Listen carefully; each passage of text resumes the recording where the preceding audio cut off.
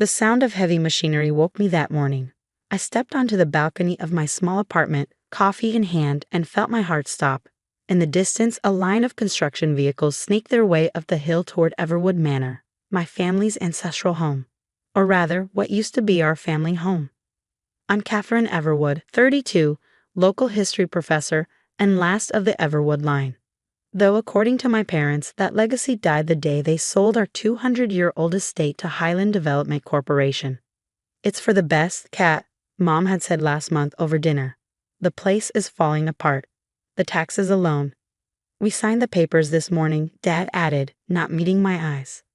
They're planning luxury condos. Very exclusive. I'd sat there, fork frozen halfway to my mouth, as they explained how they'd sold my inheritance, our family's heritage, without even telling me. The home where 6 generations of Everwoods had lived. Where I'd grown up exploring secret passages and reading in window seats. Where Grandfather had spent his final years teaching me about our family's history. The home that, according to Grandfather's last words to me, held secrets they'd never understood. Now I watched the bulldozers approach, their yellow paint bright against the morning mist. My phone buzzed. Mom, probably calling to remind me not to make a scene when the demolition started. I let it go to voicemail. Instead, I pulled out the key I always wore around my neck. The one Grandfather had given me on his death 3 years ago, pressing it into my palm with trembling fingers. The true legacy, he'd whispered. In my study, behind the portrait, they never knew. He died before finishing the sentence. I tried to find what he meant, but Mom and Dad had quickly packed up his study, claiming they needed to clear the clutter. They donated his books, sold his antiques, stripped the room bare before I could properly search. But they hadn't found the key. And now, watching those bulldozers, I realized this might be my last chance to discover what Grandfather had tried to tell me. I called in sick to the university where I taught, grabbed my messenger bag, and headed for my car.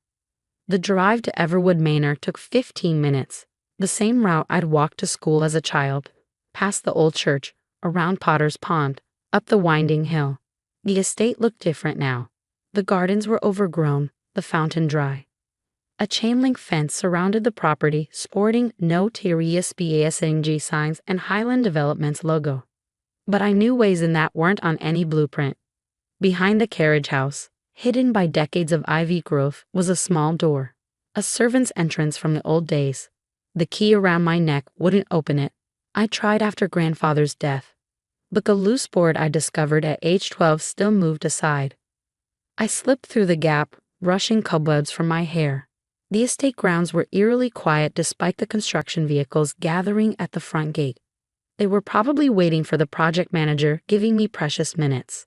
The manor's back door was locked, but the kitchen window had never latched properly. Inside, the house smelled of dust and abandonment.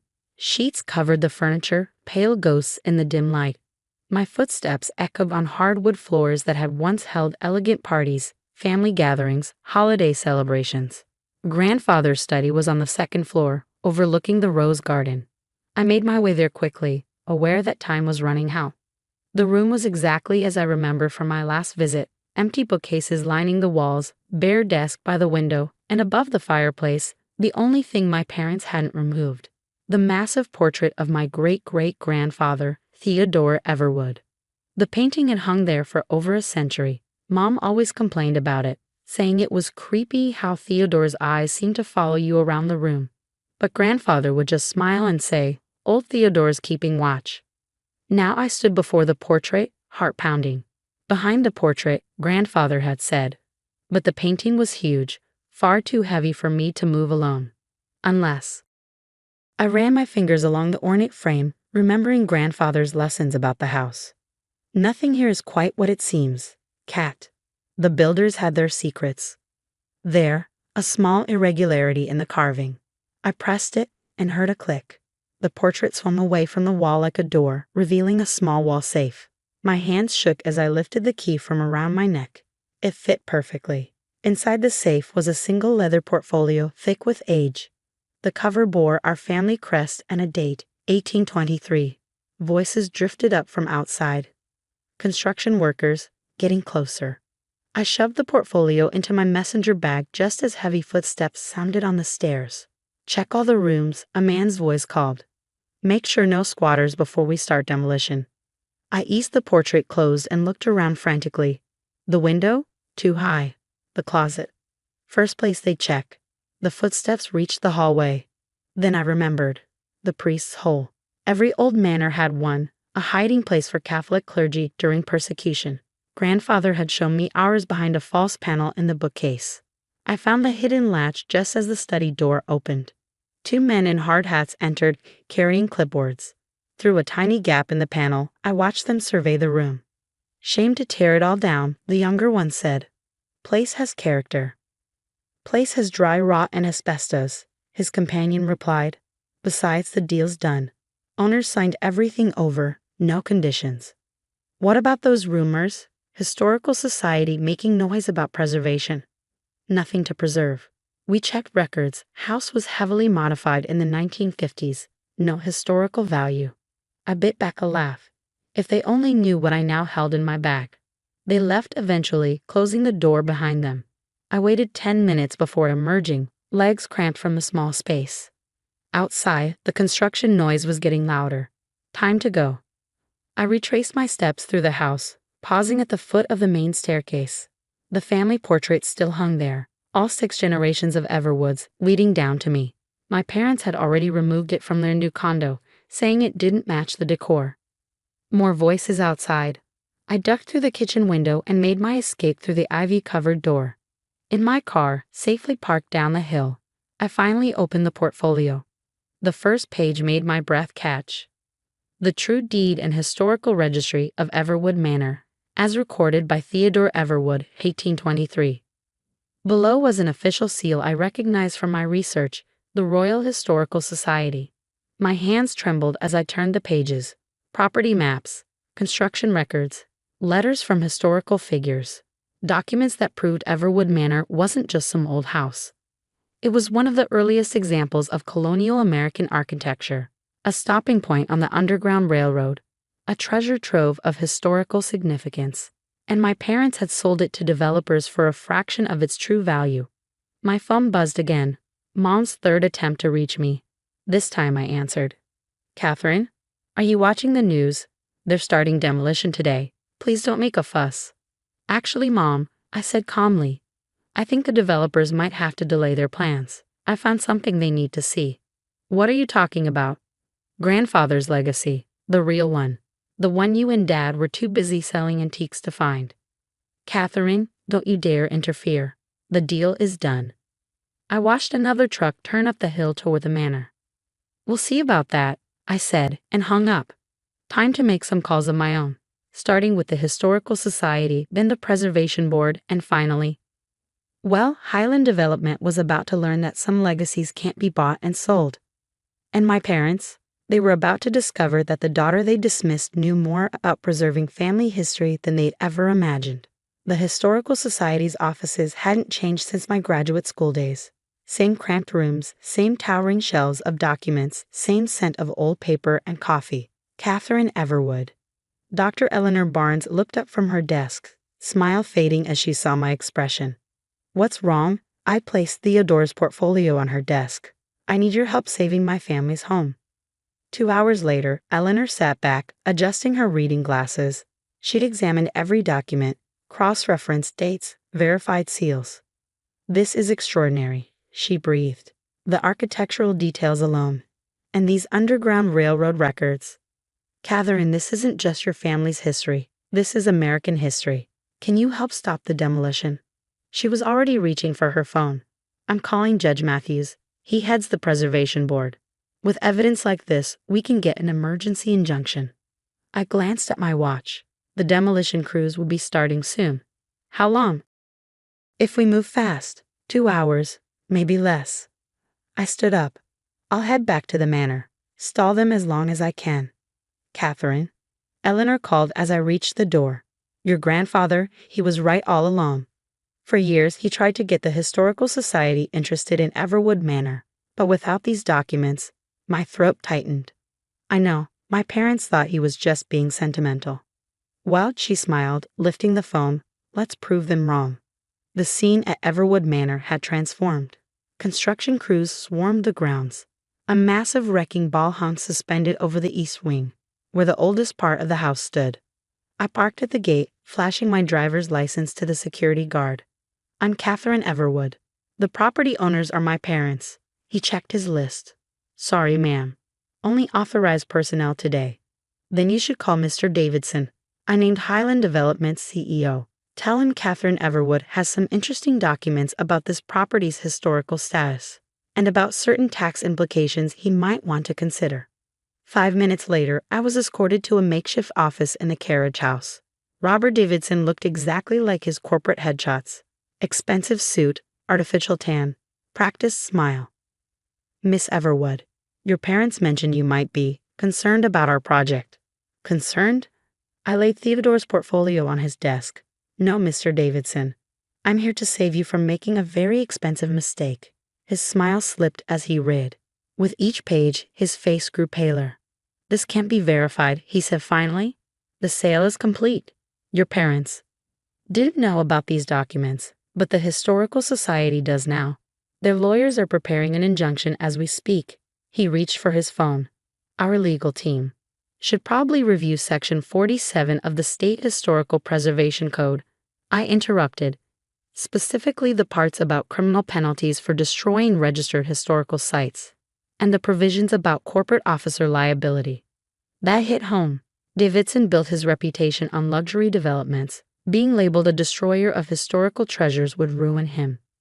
What do you want? Simple. Highland Development withdraws from the purchase, citing unexpected complications. The property returns to my family's ownership. Your parents signed a contract. A contract based on incomplete information about the property's true value and historical status. Would you like to explain to your shareholders why you didn't perform proper due diligence? He studied me for a long moment. You're not what I expected. Your parents described you as impractical, a dreamer. They don't know me as well as they think. 3 hours later, I stood in grandfather's study watching the construction vehicles retreat down the hill. Eleanor had come through. The emergency injunction was granted. Davidson, seeing which way the wind was blowing, had been surprisingly reasonable about voiding the sale. My phone buzzed. Mom again. What have you done? She demanded without preamble. Mr. Davidson just called. Do you know how much money we've lost? Actually, I kept my voice calm. I've just increased the property's value significantly. Historical status means grants for restoration, tax benefits, tourism revenue. Tourism? You want to turn our home into some kind of museum. It already is a museum, Mom. Every brick, every beam tells a story. Stories grandfather tried to tell you, if he'd listened. Your grandfather was a foolish old man, who protected our legacy while you and Dad tried to sell it off piece by piece. My voice hardened. The manor isn't yours to sell anymore. The Historical Society is helping me establish a trust. The house will be preserved, restored, and yes, shared with people who actually appreciate its significance. Silence. Then, you can't do this. I already have. Check your email. You'll find documents from our lawyers outlining the transfer of ownership. Sign them. Or what? Or I let the Historical Society investigate how many artifacts you sold without proper documentation. Those antiques you cleared out of grandfather's study. Some were historically protected items. More silence. You don't understand what this house has cost us, she said finally. The maintenance, the taxes. No, Mom, you never understood what this house gave us. But you will. 1 year later, I stood in Everwood Manor's restored Great Hall, watching tourists marvel at the architectural details. The restoration had been challenging but rewarding. Each room now told its story, from the colonial period to the Civil War to the present. Grandfather's study remained my favorite spot. The manor's grounds had been transformed too. The gardens bloomed again. The fountain flowed. And every weekend, local families picnicked on the lawns while their children played on the carefully preserved grounds. My parents hadn't visited. Pride, probably, or shame. But last week, Mom had sent a package, grandfather's old photo albums, rescued from their storage unit. These belong in the manor, her note read, with its keeper. Small steps. I was reviewing tour schedules in grandfather's study when Eleanor Barnes arrived for her weekly visit. The grant committee approved your education program proposal, she announced. full funding for school tours and historical reenactments. I smiled, remembering grandfather's stories about Civil War soldiers hiding in the priest's hole, escaped slaves sheltering in the cellar. Think they'd like to hear about the secret passages? Save something for the advanced tours, she laughed. Speaking of which, that historian from the Smithsonian is visiting next week. The one researching Underground Railroad sites? I nodded, touching the key I still wore around my neck. I think it's time to show him what else Theodore's papers reveal. Because that's the thing about old houses, they never run out of secrets. Every restoration reveals new mysteries. Every document leads to more discoveries. Got a call yesterday, first time since the injunction. The house, he said awkwardly. It looks good. In the newspaper photos. You should visit, I replied. There's a new exhibit about the families who lived here, including us. Maybe, he said, someday. It's a start. Meanwhile, Everwood Manor endures. Not as luxury condos or a demolished memory, but as a living piece of history. Every day, visitors learn its stories about architecture and war, courage and freedom, family and legacy. And sometimes late at night when the tours are done, I sit in grandfather's study and imagine him smiling. Well done, Cat, he'd say. You found the true legacy. And I did. Not in property values or sale contracts, but in the stories these walls hold. The history they witnessed. The lives they touched. Some things can't be bought or sold. Some legacies must be preserved. Some houses are more than just buildings. They're keepers of memories, guardians of truth, bridges between past and future. That's what grandfather understood. What my parents forgot. And what I'll spend the rest of my life protecting. Because sometimes the best revenge isn't about getting even. It's about keeping faith. With history, with heritage, with the whispered wisdom of generations, and with a grandfather who trusted his dreamer of a granddaughter to understand what really matters. In the end, that's the greatest legacy of all.